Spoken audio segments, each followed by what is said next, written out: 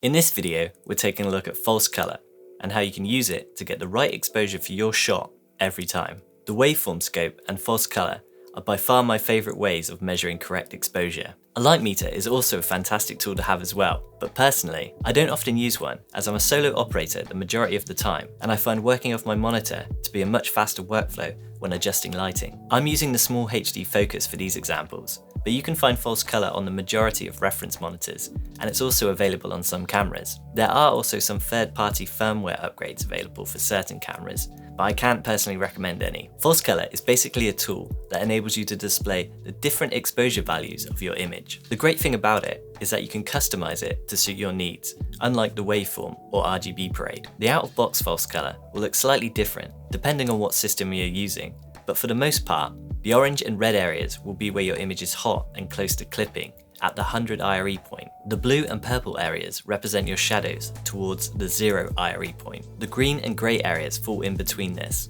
As I mentioned, this will be slightly different depending on what system you are using. IRE stands for Institute of Radio Engineers, for those of you that are interested, but that's not really important. What is important though, is that you understand a 5 IRE value is equivalent to roughly half a stop of light. A 10 IRE value is equivalent to one whole stop of light. This will help you a great deal when working with false color, and you need to work out the contrast ratios for your shots. I'm using the Sony a7 III and filming in S-Log2, so that's what I have my false color set up for. When working with a log or RAW format, it's important to make sure that when you're viewing false color, you are doing so with a monitor LUT. I mostly just use the standard S-Log2 to Rec 709 conversion LUT, but you can use whatever best suits your need. Sometimes I like to use a custom monitoring LUT that brings down the overall exposure and contrast of the image, which means I know I have a little extra room in post if I need to do some tweaking. When working off a reference monitor, it's important to make sure that it's calibrated correctly, just so you know what you are seeing is correct. I'll be putting out another video on how to do this shortly, so if you're interested in that,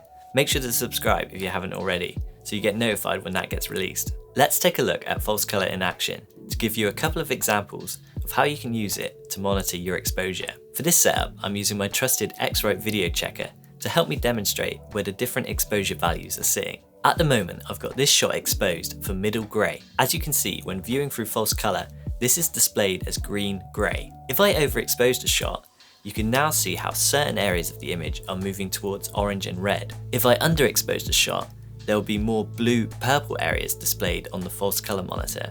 I've got my false color set up to give me a safety net of roughly 10 IRE or a whole stop in the highlights and 5 IRE or half a stop in the shadows. This lets me know I've got some room in post to bring back the highlights if I need to, or raise the shadows a bit. I don't like to do this too much with 8-bit footage, but it's good to know I've got a bit of wiggle room if I need it. For this second example, let's say I wanted to keep the exposure on the subject the same, but I wanted the background to fall to shadow. Instead of adjusting my exposure in camera, I'd have to modify my lighting for this. Now you can see how the false color of the background area has changed to the blue-purple color, and the subject has remained the same. False color is great for monitoring those areas you want to underexpose and fall to shadow. It makes it so easy to tweak your light settings and dial in those contrast ratios you're going for. I hope you found this video useful. If you have any questions about false color or anything else I mentioned in this video, let me know in the comments below. If you'd like to see more videos on cinematography, color, and filmmaking in general, you can subscribe here.